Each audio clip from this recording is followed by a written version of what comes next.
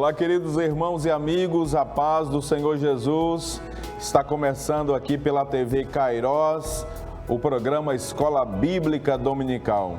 Também pelas plataformas digitais, pelo canal do YouTube da TV Kairos, você pode acompanhar este programa. Hoje nós iremos estudar a lição de número 10, quando os pais sepultam seus filhos. Um tema muito importante, onde nós extrairemos lições para as nossas vidas. Nós iremos para o texto áureo, a verdade prática e a leitura bíblica em classe da lição que passaremos a estudar agora. O texto áureo diz assim: em tudo somos atribulados, mas não angustiados, perplexos, mas não desanimados, perseguidos, mas não desamparados, abatidos, mas não destruídos. Segunda carta que Paulo escreveu aos Coríntios, capítulo 4, versos 8 e 9. Verdade prática assim nos diz: não devemos ser indiferentes à morte inesperada, mas também não podemos nos desesperar como quem não tem esperança. A leitura bíblica em classe está no livro de Jó, no capítulo 1, versículo 13, versículos 16 ao 19. Versículo 13. E sucedeu um dia em que seus filhos e suas filhas comiam e bebiam vinho na casa de seu irmão primogênito. Estando este ainda falando, veio outro e disse: fogo de Deus caiu do céu e queimou as ovelhas e os moços e os consumiu, e só eu escapei para te trazer a nova. Estando ainda este falando, veio outro e disse: ordenando os caldeus 3 bandos, deram sobre os camelos e os tomaram, e os moços feriram ao fio da espada, e só eu escapei para te trazer a nova. Ainda este falando, veio outro e disse: estando teus filhos e tuas filhas comendo e bebendo vinho em casa de seu irmão primogênito, eis que um grande vento sobreveio da além do deserto e deu nos 4 cantos da casa, a qual caiu sobre os jovens e morreram. E só eu escapei para te trazer a nova. Vamos agora aos objetivos principais da lição de hoje. O primeiro objetivo é descrever a família de Jó. Iremos conhecer quem é o patriarca, sua esposa e filhos. No segundo tópico, vamos refletir a respeito de como lidar com a morte na família. No terceiro tópico, iremos conscientizar de que, como cristãos, devemos enfrentar a perda na família. No primeiro tópico da lição, nós iremos analisar o primeiro subtópico: quem era Jó?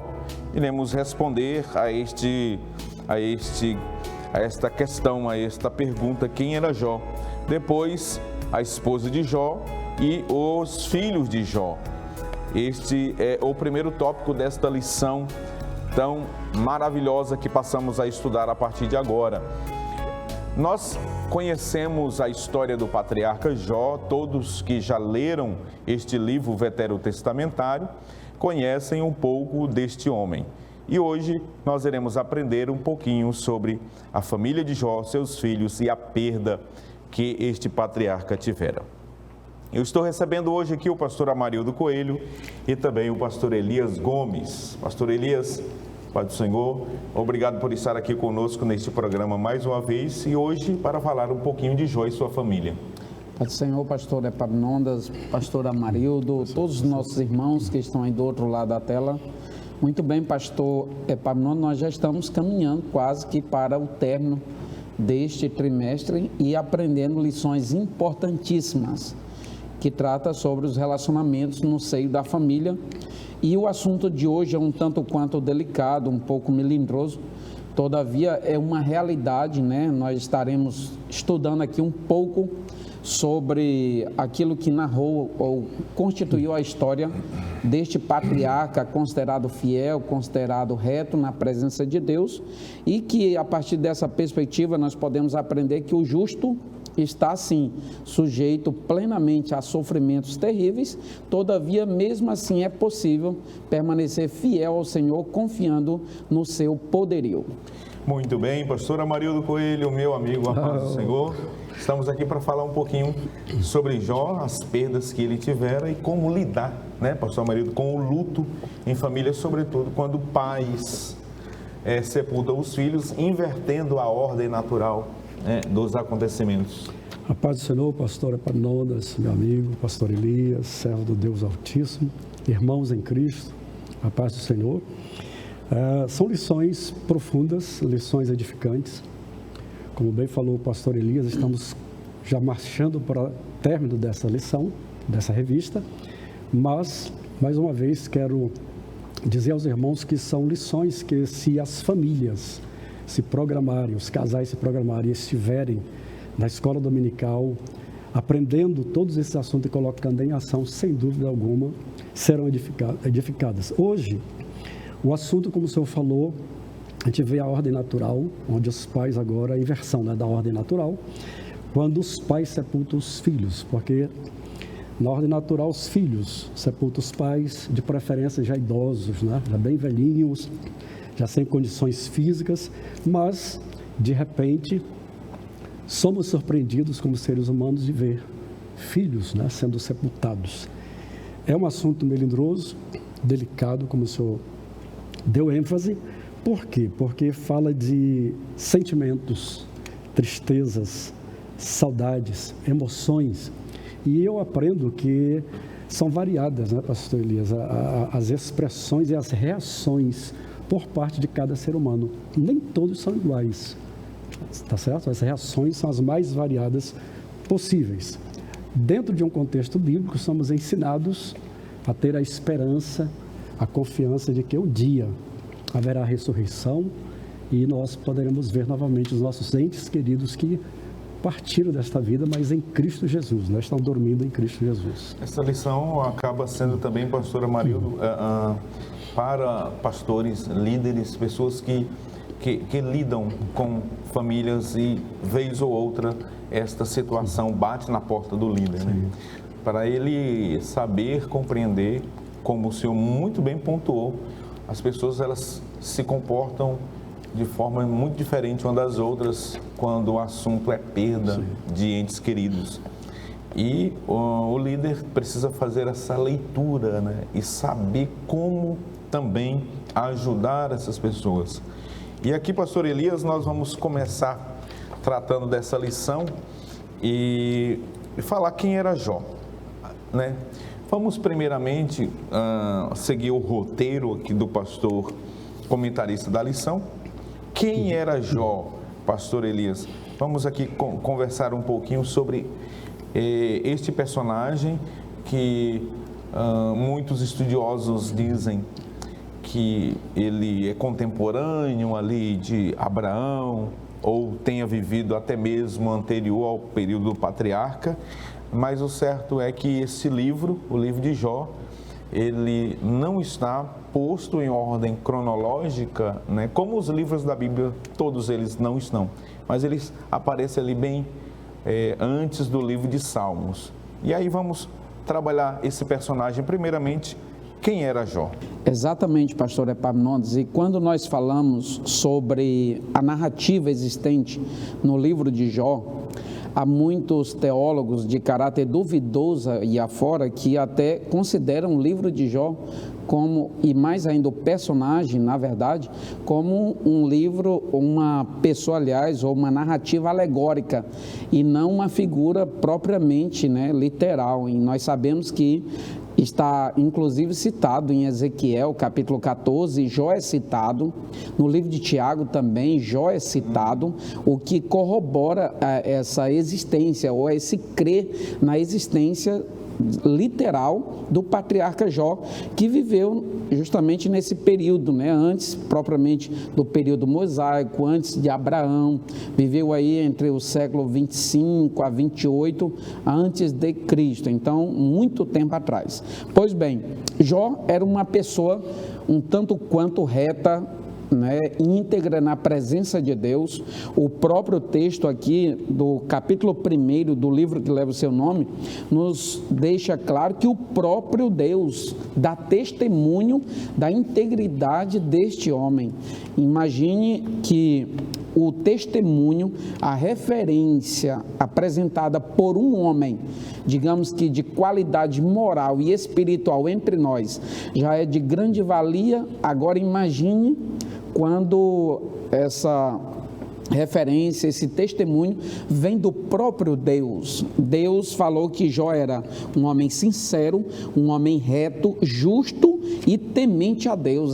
E por estas razões ele culminava aqui se desviando do mal. Então, não só uma vez, mas por mais de uma vez, o texto nos diz que não tinha homem reto como Jó aqui na terra. Então, Deus estava fazendo, digamos, um distintivo moral e espiritual da vida de Jó em relação a todos os demais. Então, isso é algo para nos deixar impactado e pensarmos já a partir deste momento de que não necessariamente a presença de integridade, a presença de moralidade, a presença de aprovação espiritual diante de Deus é sinônimo de sofrimento, é sinônimo de adversidade, como alguns, infelizmente, pregam por aí afora. Perfeito. Pastor Marildo, agora a segunda personagem da lição de hoje é a esposa de Jó. Pouco se sabe sobre ela, né? Senão aquilo que está registrado no capítulo 2 deste livro. E a esposa de Jó, ela aparece num contexto de muito sofrimento, de extremo sofrimento. Vamos falar um pouquinho sobre esta mulher, pastor Amarildo. A gente percebe, pastor Epaminondas, e a gente sabe disto, que a Bíblia foi inspirada pelo Espírito Santo de Deus. Aprove ao Espírito Santo de Deus permitir que aparecesse somente essas colocações da esposa de Jó. No entanto, a gente não pode, baseado nessas palavras que foram ditas por ela, chamá-la como alguns chamam, o autor diz que ela ganhou esta fama, certo? Por alguns. Uns a chamam de insana, de ambiciosa, mas ambiciosa por quê? Ela, porventura, abandonou o seu esposo? O próprio comentarista ele vai mostrar que, apesar de tudo, ela continuou fiel ao seu esposo. Agora, o que nós precisamos analisar é a dor de uma mulher, que a mulher é muito mais sensível do que o homem. Jó, ele tinha uma estrutura fantástica diante de Deus. Ele chegou ao nível de fé, de perseverança, que realmente nos causa profunda admiração. Mas nós sabemos que as mulheres elas são mais sensíveis no que diz respeito aos sentimentos, às emoções. Afinal de contas, pastores, foram 10 filhos, 7 filhos e 3 filhas que estavam ali na sua sala. Depois disso tudo, ela vê agora o homem da sua vida, o homem amado, tá certo?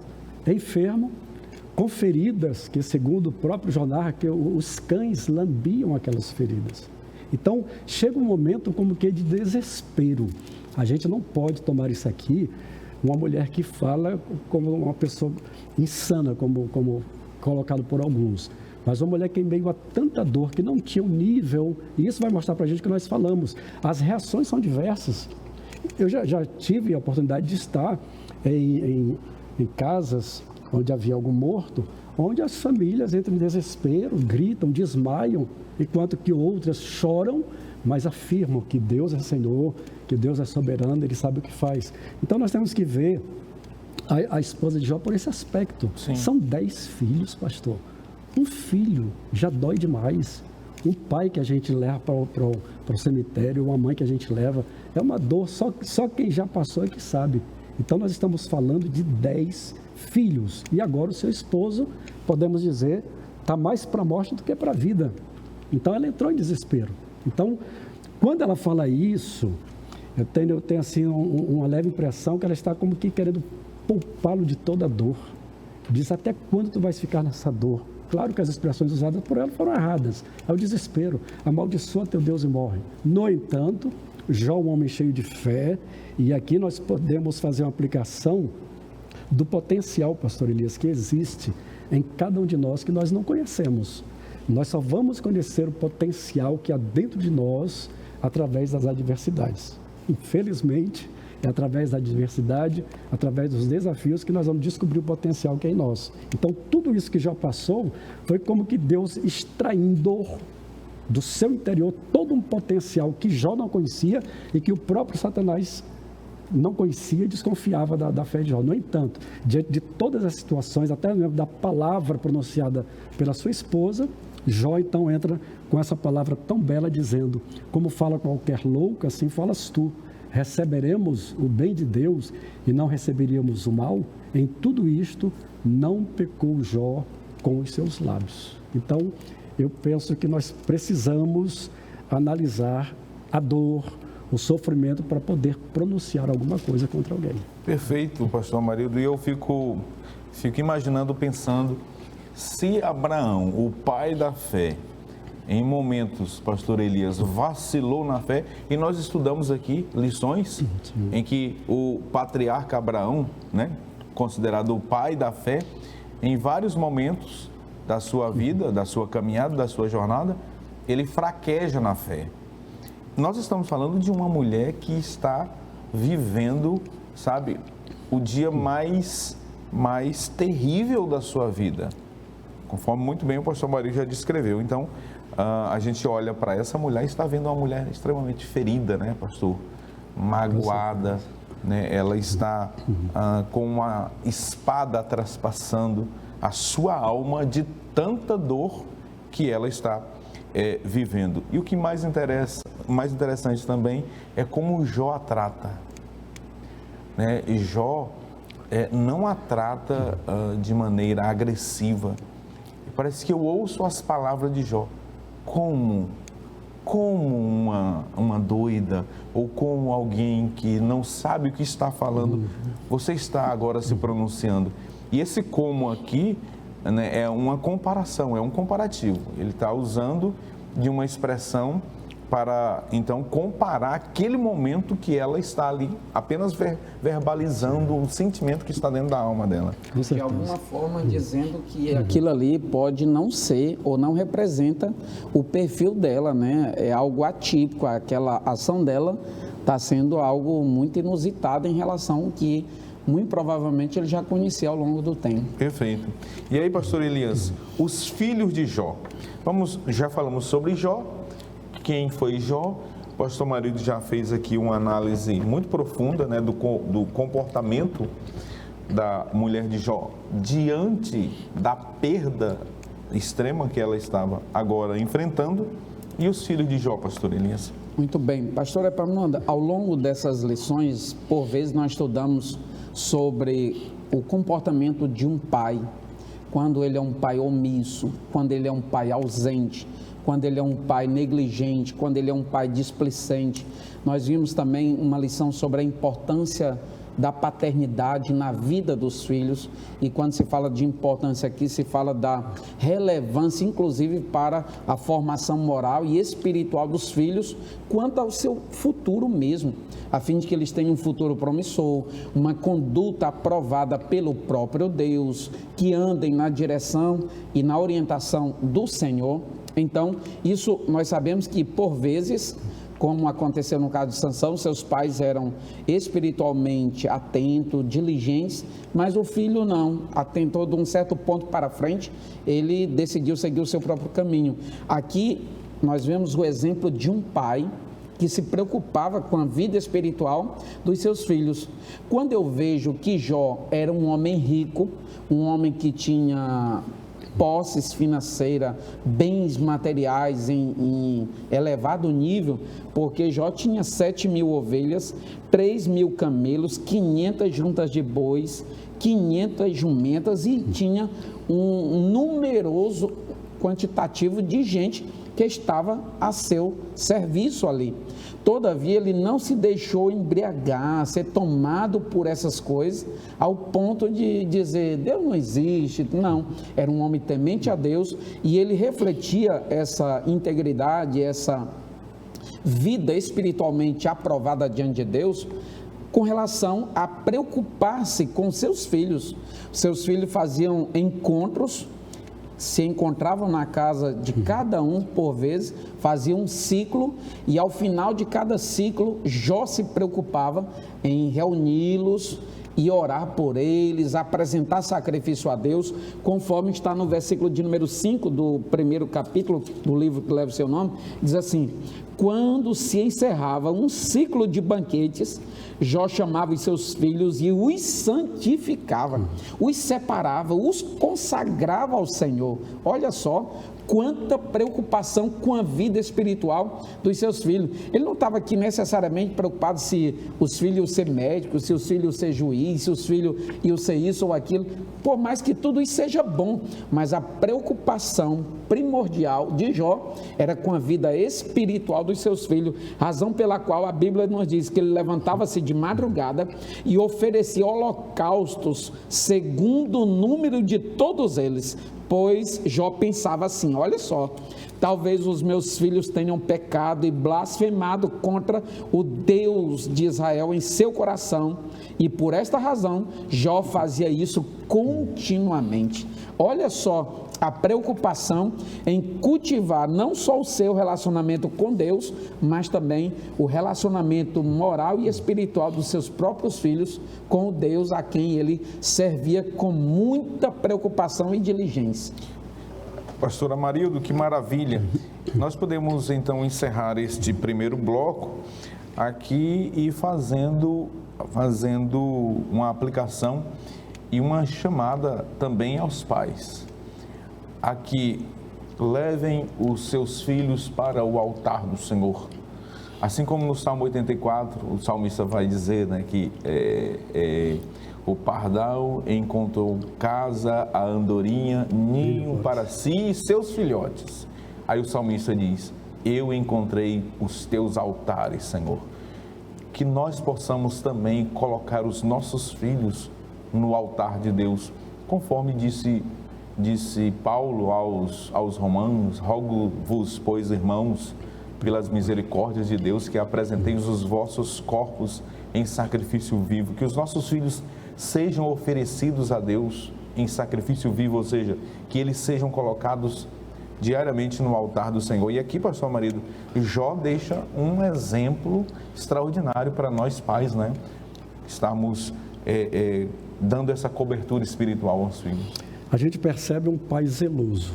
Bem falou o pastor Elias, o cuidado de Jó com seus filhos. Quer dizer, é um pai que estava presente.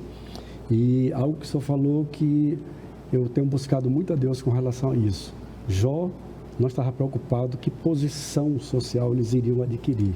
A posição que ele queria para os seus filhos era uma posição diante de Deus. Por que eu digo isso? Porque quando eu oro, pastor, eu peço a Deus que acima de qualquer coisa, sempre a expressão é essa que eu digo para Deus, acima de qualquer coisa que um pai possa desejar para os seus filhos, eu digo para Deus, Senhor, eu quero que os meus filhos sejam teus. Não tem posição melhor. O estudo é bom, como o senhor falou, é isso? Precisamos estudar, precisamos nos qualificar, porque o mercado de trabalho exige, né?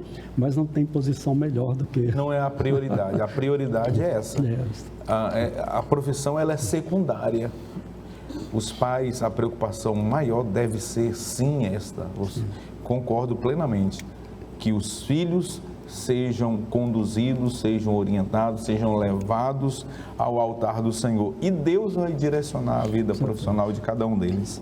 Muito bem, nós iremos fazer um primeiro intervalo, voltaremos daqui a pouquinho para nós continuarmos estudando como lidar com a morte dentro da família, especialmente no caso de Jó, em que o patriarca tivera que sepultar os seus filhos, conforme nós já dissemos aqui, invertendo a ordem natural dos acontecimentos. Portanto, não saia daí, é muito breve o intervalo comercial, voltaremos já já.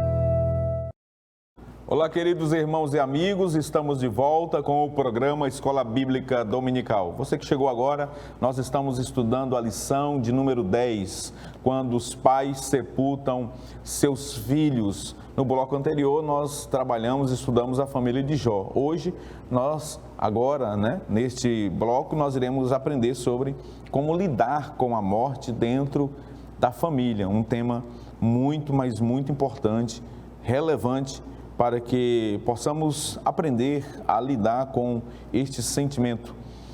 Neste bloco do programa, analisando o segundo tópico, nós vamos aprender sobre Jó e sua família, no momento ali em que eles foram tomados de surpresa pela morte dos filhos, depois a razão para a tristeza do luto de Jó e de sua mulher e, por fim, vamos considerar a fidelidade ao Senhor em meio à dor. Pastor Elias Gomes, quando tudo parecia normal, quando as águas estavam tranquilas na vida do patriarca Jó, conforme vocês já descreveram aqui muito bem, um homem extremamente rico, tinha tudo à sua disposição, filhos maravilhosos, 10 filhos, muitas propriedades, funcionários. De repente, chegou aquilo que Paulo disse, pastor Marildo, aos Efésios 6 e 10, o dia mau. Chegou notícias atrás de notícias, mensageiros atrás de mensageiros, trazendo notícias terríveis. A morte pegou o patriarca de surpresa, foi surpreendido por algo tão terrível. E aí, pastor Elias?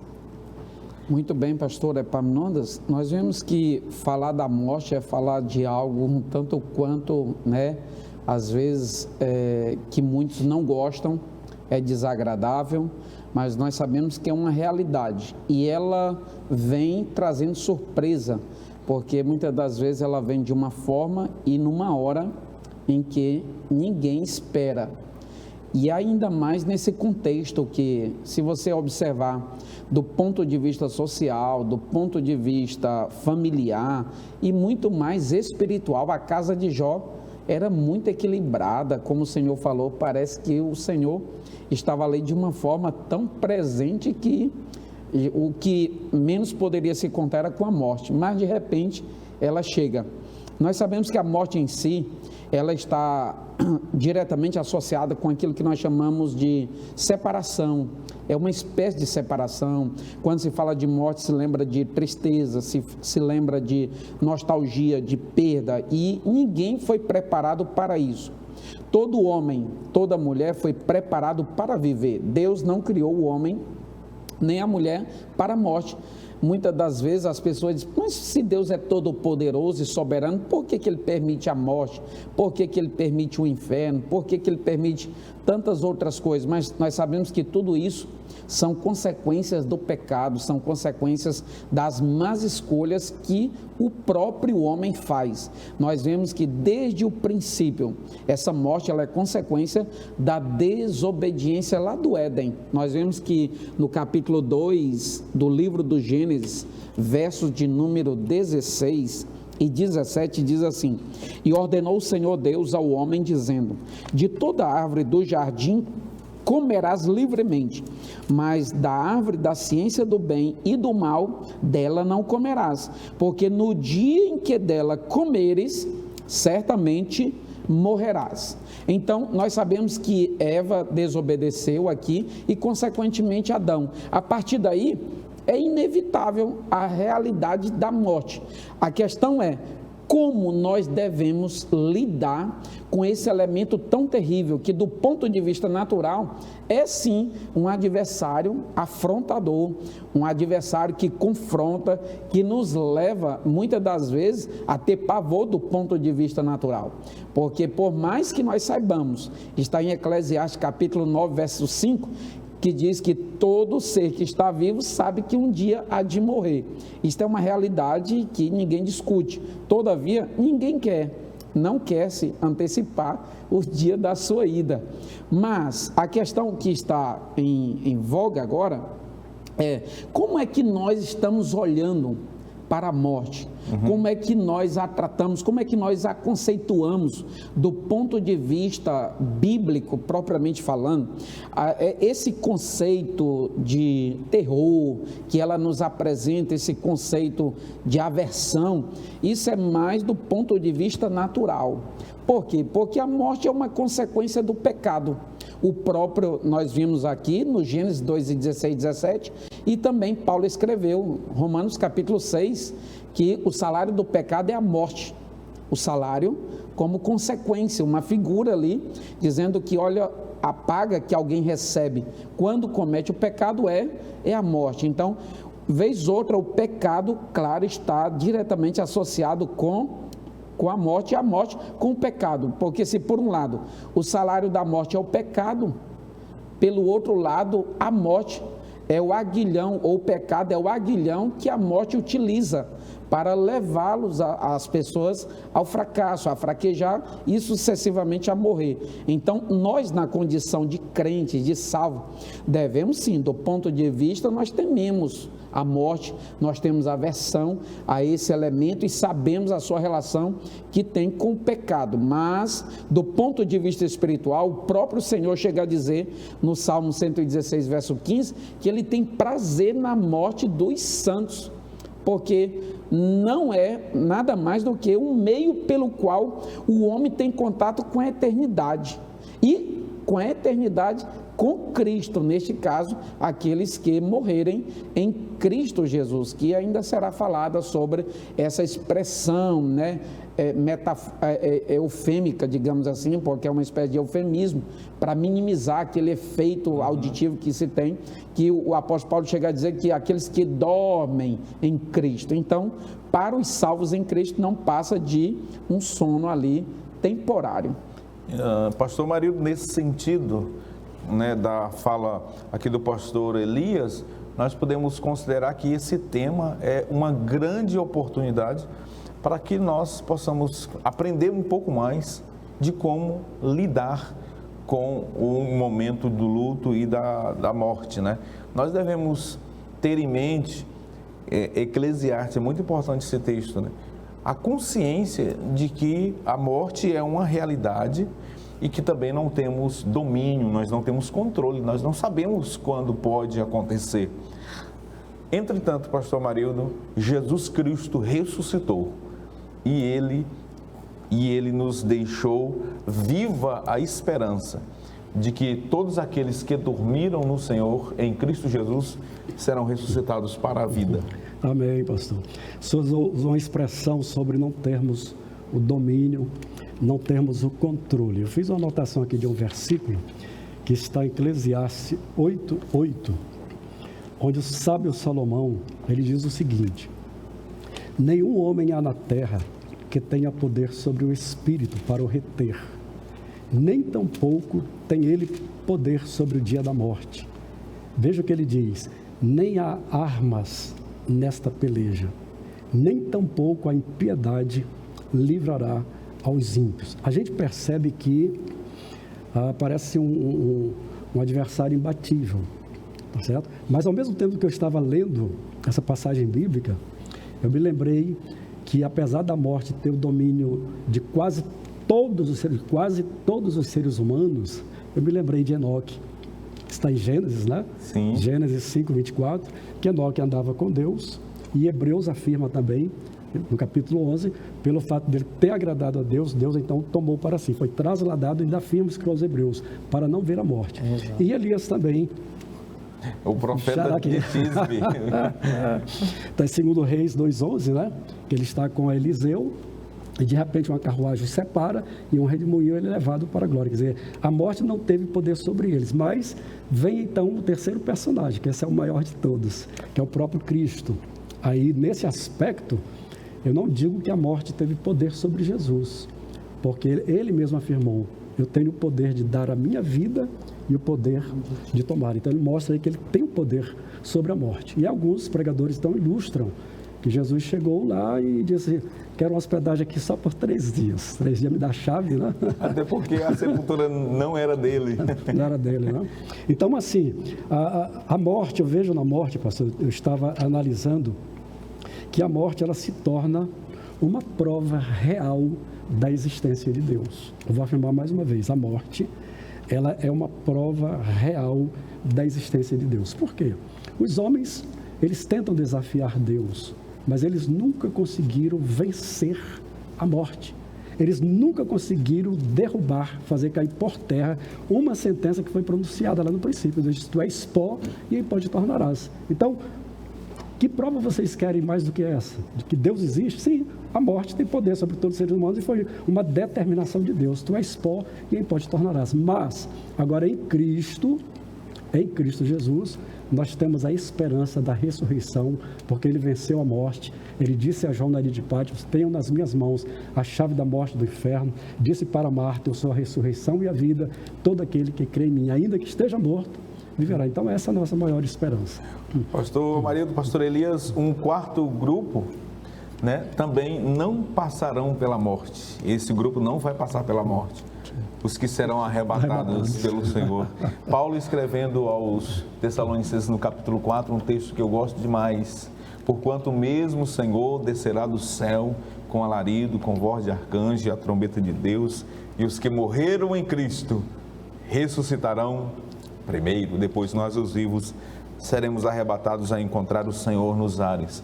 Portanto, meu amado irmão, amigo, que agora está nos assistindo, talvez nós estamos falando sobre a morte agora e lhe veio a lembrança de um ente querido seu e por um momento a saudade, a dor, o luto, mas saiba de uma coisa, Jesus Cristo voltará em breve e Ele trará consigo naquele grande dia a alma e o espírito de todos aqueles que dormem no Senhor a unir-se com seus corpos e eles serão ressuscitados e nós juntos estaremos para sempre na presença do Senhor, para a glória de Deus. Pastor Elias, razões para a tristeza do luto de Jó e de sua mulher. O comentarista ele diz assim, de certo modo Jó tinha uma família. Nesse contexto, Satanás desafiou a fidelidade dele e o atacou frontalmente com a morte de seus filhos. Comente sobre este segundo tópico da lição. Muito bem, pastor Epaminondas. Nós vemos aqui que o dia da tristeza, o dia do luto, o dia da adversidade, digamos assim, já falamos no início, é uma realidade inevitável e que todos nós, inclusive neste momento, nós estamos sendo preparados pelo poder da palavra de Deus a saber lidar e lidar corretamente, porque uma vez sabido disso, nós devemos nos portar como o apóstolo Paulo disse, nós não devemos nos portar como os demais. Então ele fala ali de dois grupos, os que têm e os que não têm esperança. Quem não tem esperança é desesperado. Quem tem esperança é esperançoso, é cauteloso. Ele passa pelo luto, mas ele não vive continuamente no luto. Então, isso é muito perigoso quando a pessoa não sabe ou não tem ciência sobre a existência dessa realidade. Então, em Eclesiastes, há um texto no verso 14 do capítulo 7, diz assim: no dia da prosperidade seja feliz, mas no dia da adversidade considere que Deus fez tanto este como aquele, para que o ser humano não descubra nada do que há de vir depois dele. Então, Deus tem a forma dele. O Senhor mesmo já falou sobre Efésios 6, que tem o dia mau. E é por esta razão que todos nós, inclusive conhecedores da verdade, devemos estar preparados. Como? Fazendo uso de todas as armaduras de Deus para suportar o dia adverso. Há pessoas que têm um ente que parte para a eternidade e parece que a pessoa vai junto. Se passou tanto tempo e ela se diz esperançosa, se diz crer na palavra de Deus, e a vida, o estilo de vida dela apresenta, parece que ela está morta junto com o outro. Então isso é muito perigoso. Tem que ter cautela, tem que ter cuidado com isso e se apresentar de forma correta, lidando corretamente à luz das Escrituras com essas circunstâncias, que é claro, é muito amarga, são amargas e elas de fato experimentam os nossos limiares da vida cristã. Agora, pastor Amarildo, a reação de Jó diante das notícias de tantas perdas materiais, né? Sobretudo as perdas familiares, os filhos, a atitude de Jó, a reação de Jó, pastor Amarildo, é extraordinária e também surpreendente, não é, pastor? Com certeza, pastor, uma reação que causa admiração profunda e de alguém que, como eu já falei no início, tem uma confiança profunda em Deus, tem uma experiência, uma intimidade profunda com Deus diante da diversidade das reações, né? Foi como Jó se portou. E eu quero fazer só menos observação, pastor, e dar continuidade. Até alguém pode estar nos assistindo e talvez não tenha ideia do que nós já passamos em família, né? Que a gente está falando aqui no programa, falando sobre a morte, e alguém pode interpretar que nós nunca sentimos uma dor. Já sentimos sim, já sentimos. E eu saí até de casa com o propósito de falar sobre isto. Eu tenho visto famílias que Deus tem mantido, filhos, netos, bisnetos, famílias grandes, né? E eu tenho louvado a Deus e peço a Deus nas minhas orações que o Senhor os conserva, os preserve, que eles nunca passem por um momento de angústia, né? Mas ao longo de alguns anos, eu participei, pastor, assim, bem presente, da morte da minha irmã primogênita. Passados uns 3 anos, aliás, antes de 3 anos, primeiro o esposo dela morreu. Logo em seguida, essa minha irmã primogênita. Depois a minha mãe faleceu. Passado alguns anos, 2 irmãs minhas gêmeas, uma morreu no início do mês e outra logo em seguida. Então foi assim, morte atrás, uma sequência. E por último, o senhor sabe que a esposa do meu cunhado, sim. Veio a falecer também, ela e a mãe. Então pessoas bem próximas, tanto que, confesso aqui para vocês que eu fiz uma oração ao Senhor, e a oração que eu disse foi: Senhor, eu não sou Jó. Quer dizer, participar de tantos momentos de dores, né? Então nós estamos falando de coisas que nós passamos, que nós sentimos, mas que ao mesmo tempo é um preparo que Deus nos dá. Esse homem, ele é um homem muito bem preparado por Deus. Volto a falar novamente, que falei no início. Havia um potencial em Jó que talvez ele mesmo desconhecesse e que através de toda essa diversidade, Deus extraiu e fez com que se manifestasse. Por quê? Me veio a lembrança de que a dor que ele sentiu não foi apenas pelos seus 10 filhos. Nós temos que considerar que os seus funcionários foram mortos, muitos dos seus funcionários. Então não eram apenas 10 corpos, haviam vários corpos naquele momento que estavam sendo velados e Jó estava sentindo toda aquela dor profunda. Mas qual foi a reação? O autor diz que Jó rasgou o manto, rapou a cabeça, lançou-se em terra e adorou ao Senhor. Só que se você observar o texto mesmo, o texto diz que ele, primeiramente, diz que Jó se levantou. Tá certo? Ele que começou já mostrando que Jó rasgou o manto. Mas há uma versão que diz Jó se levantou. Veja o posicionamento. Ele poderia, naquele momento, cair por terra e já começar a gritar, mas não, ele se levantou, se posicionou diante de Deus, rasgou as vestes, rapou a cabeça, lançou-se em terra, e depois de lançado em terra, ele não se lançou para gritar, para puxar os cabelos. E eu não estou desmerecendo ninguém, foi o que eu falei, as reações são variadas de pessoa para pessoa, mas nesse momento, pela experimento que ele tinha, a experiência que ele tinha com Deus, era um homem extremamente habilitado por Deus. Quando ele se lança por terra, ele não se lança para blasfemar, mas para adorar ao Senhor. Por isso ele disse: Deus deu, Deus tomou, bendito seja o nome do Senhor. Que lição maravilhosa essa nós podemos extrair dessa reação de Jó. Pastor Elias demonstra, o pastor Amarildo citou uma palavra e eu peguei. Jó, ele estava preparado por Deus. Me faz lembrar das palavras de Paulo, né? Que nem todas as pessoas, pastor Amarildo, têm essa capacidade, essa condição. Deus, Ele coloca um fardo de acordo com a estrutura, não é assim, pastor Elias? De cada pessoa. Jó, ele era um homem, um adorador extraordinário, de onde nós podemos hoje extrair lições. Em meio à luta, à dor, ao sofrimento, ele tira força de onde ele não tem para adorar a Deus. Com certeza. É uma espécie, pastor Epaminondas, pastor Amarildo, de compromisso com Deus acircunstancial. Não depende, não está condicionado às circunstâncias, né, que ele está vivendo ali. É algo absolutamente exemplar até. A gente percebe até o próprio pastor Amarildo dizer: Senhor, tu sabe que eu não sou Jó. Então nós temos assim Jó aqui como um exemplo, digamos que elevadíssimo. O apóstolo Paulo, em Filipenses, pastor Epaminondas, eu lembrei, capítulo 4, versículo de número 11 a seguir, razão pela qual ele fala que pode todas as coisas naquele que o fortalece. E é um texto que muita gente pega para ostentar poderio, capacidade elevada e outras coisas, de forma errônea, equivocada, deturpada. Nós vemos que Paulo está falando de situações muito adversas aqui. Ele está dizendo que está preparado para passar por flagelos, por adversidades. Ele diz assim: porque aprendi a viver contente em toda e qualquer situação. Sei o que é passar necessidade, sei também o que é ter em abundância. Aprendi o segredo de toda e qualquer circunstância, tanto a de estar alimentado como a de ter fome, tanto a de ter em abundância como a padecer necessidade.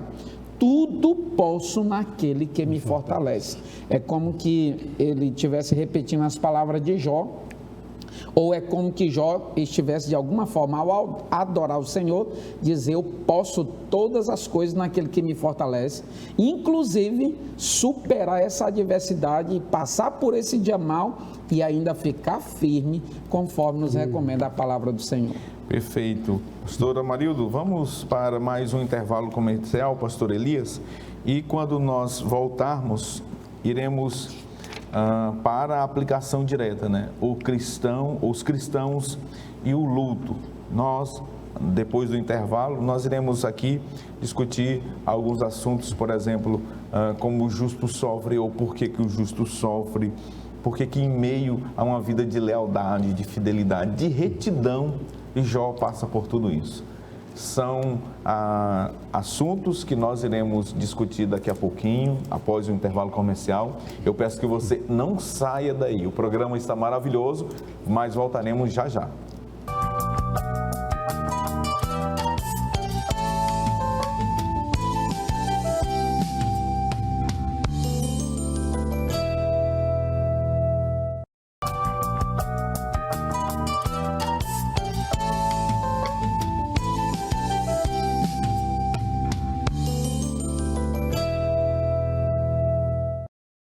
Queridos irmãos e amigos, nós estamos de volta com o programa Escola Bíblica Dominical. Você que chegou agora, nós estamos estudando a lição de número 10, quando os pais sepultam seus filhos. Nós já estudamos 2 tópicos desta lição e iremos agora para o 3º tópico, os cristãos e o luto. Aqui nós iremos aprender que não devemos culpar a Deus, não culpe a Deus. No 2º subtópico, o autor orienta a viver o luto, vivendo o luto, e por fim, e não menos importante, mantenha a esperança viva. Muito bem, eu quero começar este bloco chamando aqui o pastor Amarildo. Pastor Amarildo, os cristãos e o luto. Não devemos, em hipótese alguma, fazer, por exemplo, como Noemi, né, que passou em um certo momento da sua vida, a dizer que tudo aquilo que tinha acontecido na vida dela foi Deus que fez ela amarga, Deus que fez ela passar por aquele luto. Mas nós sabemos que esse é um momento que, apesar do livro, tanto de Jó quanto alguns salmos, não nos darem a resposta precisa, cabal, por que o justo sofre, mas nós precisamos entender que Deus não pode ser culpado dessas circunstâncias, aliás, de circunstância alguma. A dor do luto, pastor Epaminondas, pastor Elias, ela não é fácil de suportar, não é fácil. Eu sempre digo que existem lágrimas que elas parecem que estão somente aqui, mas as lágrimas de um luto, ela vem das entranhas da alma, a gente sente como um ardor que vem de lá do mais profundo e jorra aqui nos olhos.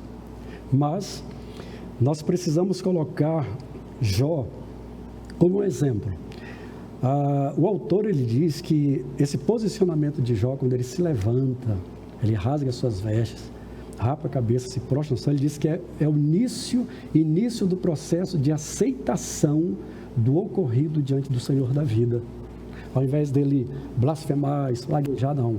Ele se prostra diante de Deus e adora o Senhor. Eu quero repetir o que ele diz. É início do processo de aceitação do ocorrido diante do Senhor da vida.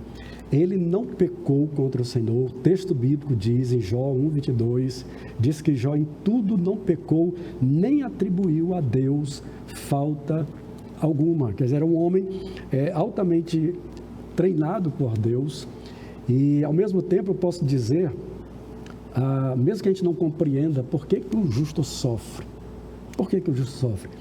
mas existe algo que sempre me chamou a atenção, pastor, é como o ouro e a prata são provados. Como é que se prova se o ouro é puro, se a prata é pura? Como se tira a impureza do ouro e da prata? Através do fogo. Pedro chega a afirmar isso, né? A vossa fé é muito mais preciosa do que o ouro. Então, se o ouro, a prata, passam por esse processo, afirmo mais uma vez, nós temos preciosidades dentro de nós que nós não sabemos. E é justamente os desafios. Pastor Elias, quantos desafios o senhor já passou? Quantos desafios o senhor já passou que o senhor nem imaginava? Deus tem dado a graça ao senhor de hoje ser formado na área do direito, o senhor é formado na engenharia, mas são coisas que vocês jamais imaginavam, mas as circunstâncias os levaram a fazer, de repente vocês chegam, vocês mesmos ficam admirados. Eu jamais imaginava, mas Deus fez. A nossa vida espiritual também é assim. Nós somos, eu escrevi aqui uma frase, pastor, essa frase é autoria minha, tá bom? Eu botei aqui, nós somos pedras brutas que passam pelo processo de lapidação pelo Senhor. Existe preciosidade. Como é que é feito o processo de lapidação do diamante? Uma pedra preciosa. Eu me lembro, parece que falei alguma vez aqui no programa, que uma certa vez um garimpeiro me mostrou umas pedras de ametista brutas, mas eram feias. Havia muitos resíduos. Quando ele falou, eu disse, mas são feias demais. O garimpeiro olhou para mim e disse, aguarde um pouco. E ele saiu e foi onde estava o perito tirar as impurezas, né? E passado algum tempo, ele voltou novamente com as pedras, brilhando. Pastor, uma coisa mais linda, parecia diamantes. Assim somos nós.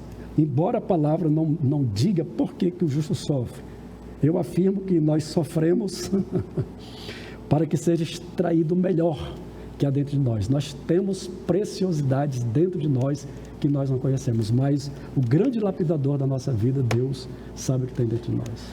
Que maravilha, isso é muito maravilhoso ouvir estas palavras. Me fez lembrar, pastor Marildo, da mulher cirofenícia, a cananeia. Ali é um exemplo claro de Jesus. A fé estava ali, estava lá, e Jesus, você não precisava. Jesus instigando ela, né? Sim. Enquanto os discípulos estão repelindo que ela manifeste, ou que o ouro passe a brilhar, sim, Jesus, como ouríveis, né? Está ali, sabe? Provando ela. De uma forma dura, né? Provando ela, até que o brilho da fé dela se manifeste. E Jesus diz, meu Deus, como hoje as pessoas fazem muito, né? Uau, que fé extraordinária. Jó, pastor Elias, e aqui, até mesmo Satanás, né? Deus, viste meu servo Jó? Viste ele? Como ele é reto, íntegro, temente a Deus e como ele se desvia do mal. Aí Satanás também o Senhor paga para ele ser fiel. É como se Satanás estivesse dizendo isso, Essa expressão foi boa. Também, o Senhor Paga para ser fiel. É fácil, né? Aí Deus então diz, Vamos ver. Eu vou demonstrar agora o ouro. Eu vou demonstrar através desta provação. E era esta palavra que eu queria chegar, pastor Elias. Provações. Né? Deus prova os seus servos. Deus prova os seus filhos. Com certeza, pastor. Inclusive o próprio Senhor Jesus, lá no princípio, já disse que no mundo vocês terão aflições. Terão aflições. Ele está falando de tribulações, de adversidade. Muito bem colocado aqui. O nosso texto áureo nos diz assim: em tudo somos atribulados, mas não angustiados, perplexos, mas não desanimados, perseguidos, mas não desamparados, abatidos, mas não destruídos. Em outra ocasião, o apóstolo Paulo disse que chegou em momentos que ele chegou a ser considerado como escória deste mundo. Então, há situações, sim, adversas, e que elas é o meio pelo qual nós fomos designados para entrar no céu. Eu ainda, às vezes, lembro de Atos capítulo 14, versículo 22, diz assim: e Paulo, confirmando o ânimo dos discípulos, disse: importa que por muitas tribulações nós entremos no reino dos céus. E em 1 Tessalonicenses, quando ele fala sobre tribulações, ele diz que para isso nós somos ordenados ou designados por Deus. Eu lembro, pastor Epaminondas, pastor Amarildo, de Eclesiastes, capítulo de número 7, só para que nós tenhamos que há quem tenha uma compreensão equivocada sobre vida cristã, e principalmente quando se fala disso, pensa que o luto é só para o ímpio.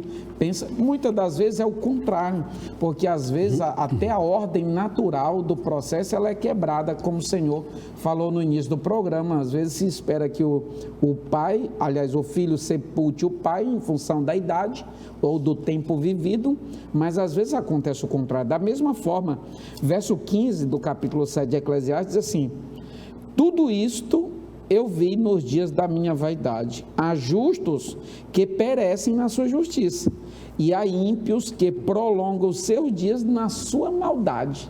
Então, os próprios amigos de Jó estavam olhando o cenário dele e dizendo: isso aí é terrível, tem pecado aí, tem coisa escondida, isso é falta de fé, isso é sinônimo de falta de intimidade com Deus. E não.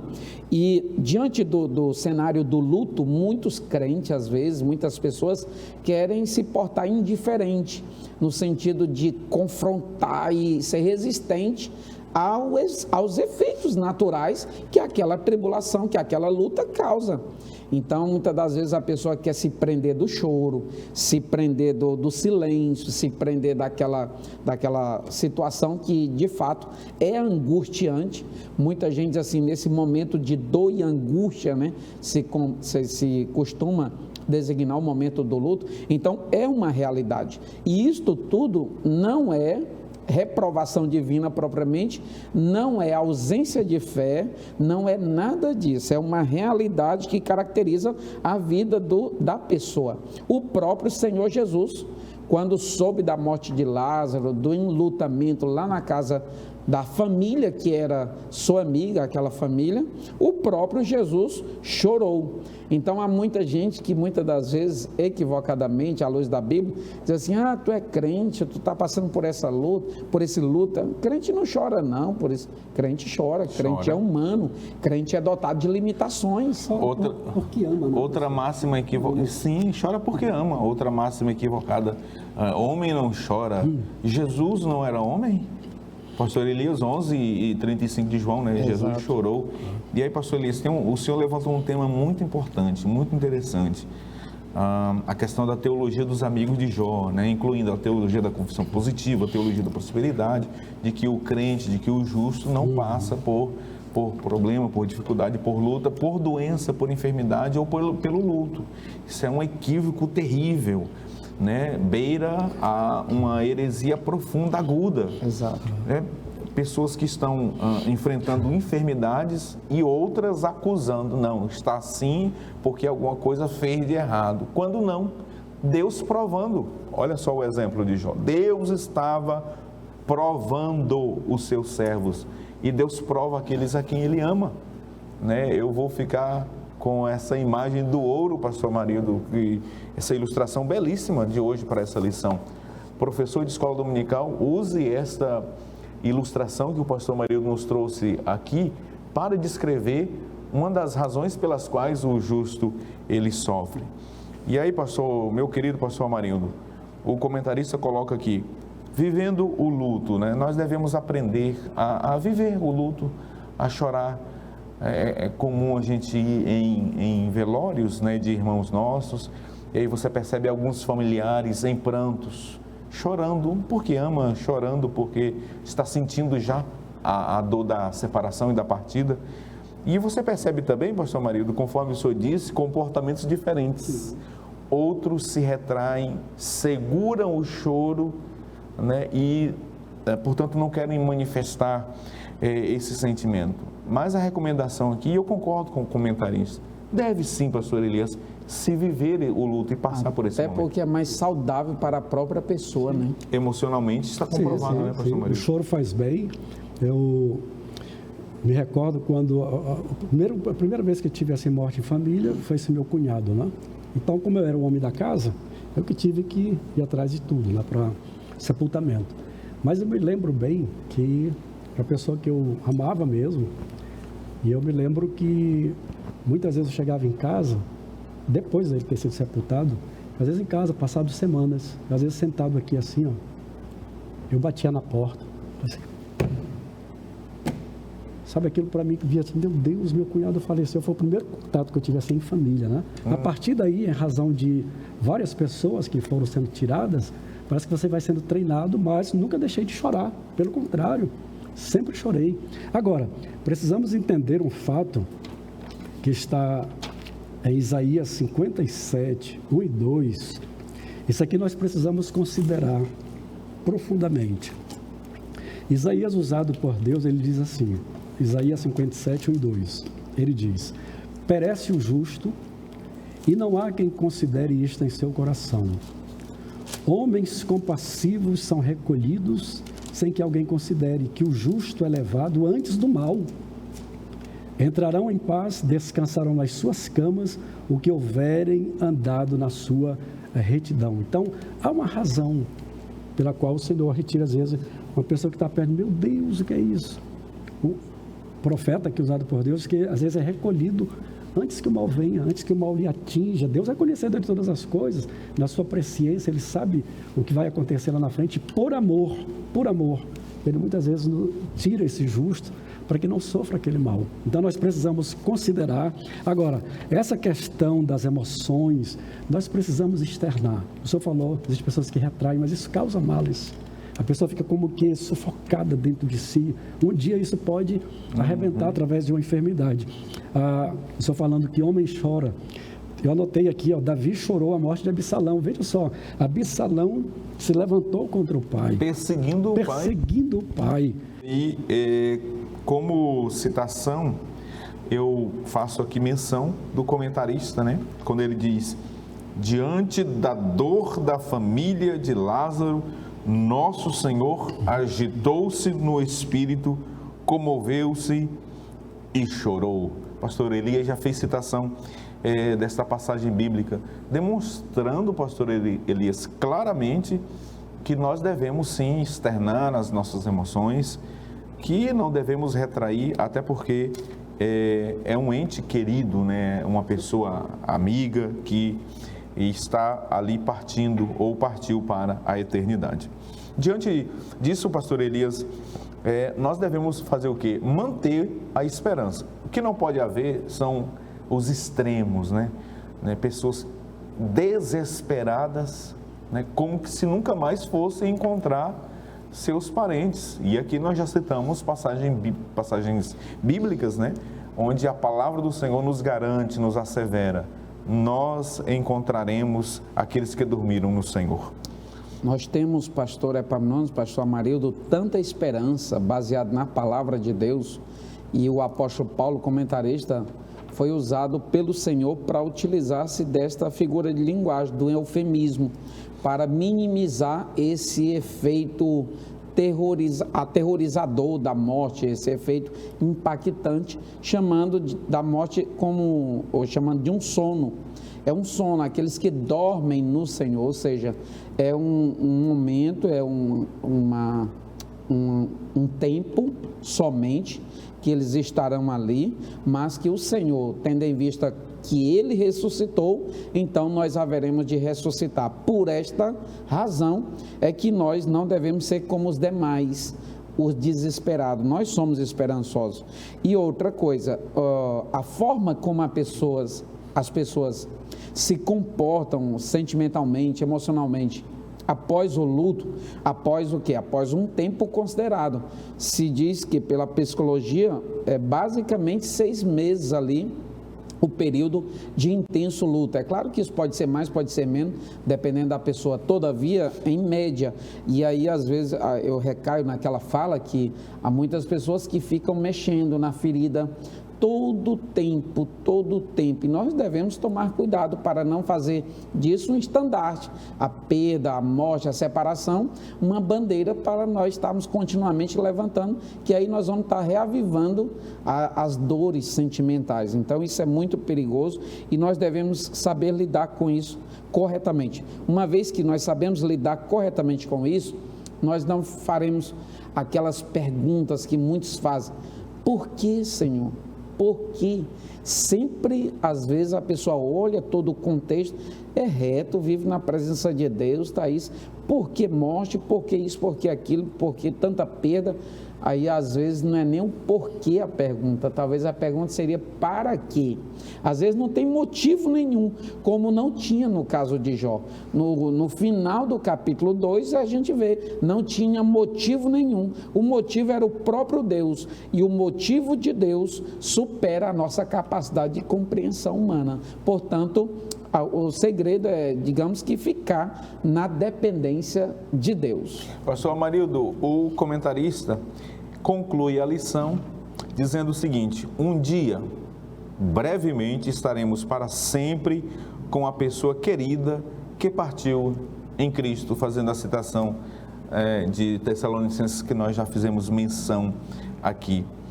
Nesse momento, pastor Amarildo, de luto, é um tempo de confiar em Deus, né? E saber que um dia, né, nós haveremos de nos encontrar em Cristo Jesus.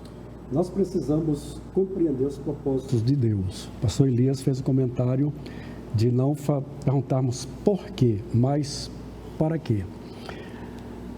Vocês lembram de Jacó?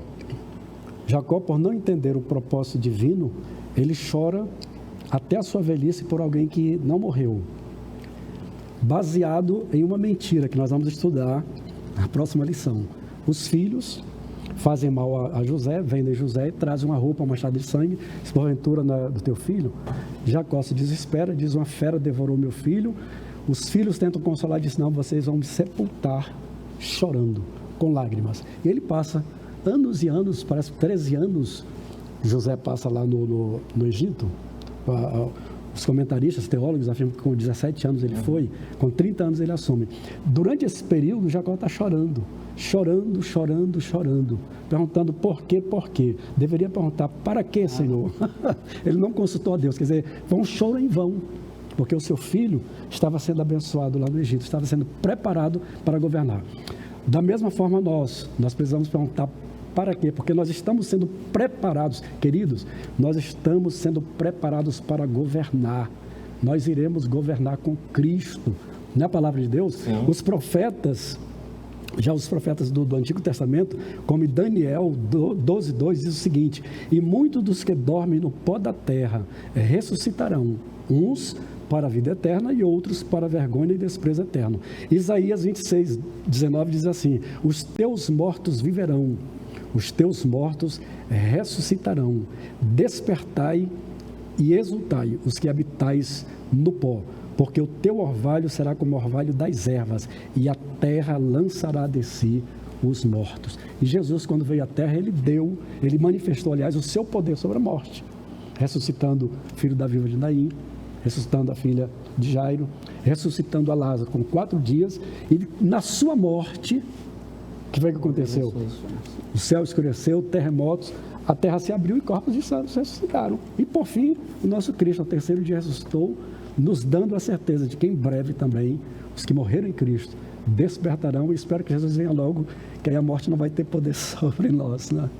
Que bênção! Assim nós estamos concluindo esta lição preciosa, maravilhosa. Sem dúvida alguma, o luto, a morte, a perda de um ente querido é uma dor extremamente dolorosa para o ser humano.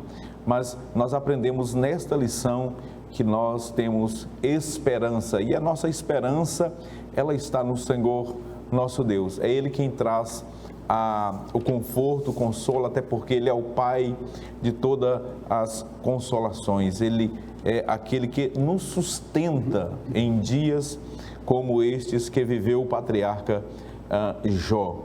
Assim, nós queremos louvar a Deus por sua vida, por sua companhia aqui conosco em mais um programa Escola Bíblica Dominical. Já convidando você para a próxima preciosa lição. Estaremos juntos aqui estudando a palavra do Senhor. Lembrando sempre que esta lição será estudada presencialmente na sua congregação, na sua igreja, tá bom? Não deixe de ir à Escola Bíblica Dominical presencialmente, onde você receberá mais uma porção sagrada da palavra de Deus. Portanto, nós iremos concluir esta lição e hoje eu quero pedir ao pastor Elias Gomes que nos despeça em oração. Oremos, pastor. Maravilhoso Deus, bendito Pai, nós te agradecemos, Senhor, pela tua fidelidade. Te agradecemos, ó Pai, pela tua provisão, por este momento, Senhor, pelo teu direcionamento. Deus, ser conosco em todo o tempo, em todas as circunstâncias. Te apresentamos, ó Deus, pastor Salles, nosso presidente. Abençoa o Senhor com toda a sua casa, dando sabedoria, ó Pai, entendimento, para liderar a tua igreja, Deus, com a maior eficácia possível. Abençoa o teu servo, pastor Epaminondas, toda a sua família, pastor Amarildo, ó Pai, toda a sua casa. Deus, que nós sejamos, ó Deus, protegidos pela tua mão, guardados pelo teu poder, e que em tudo, Senhor Deus, nós vejamos o teu manifestar. Nós te agradecemos e te louvamos em o nome de Jesus. Amém.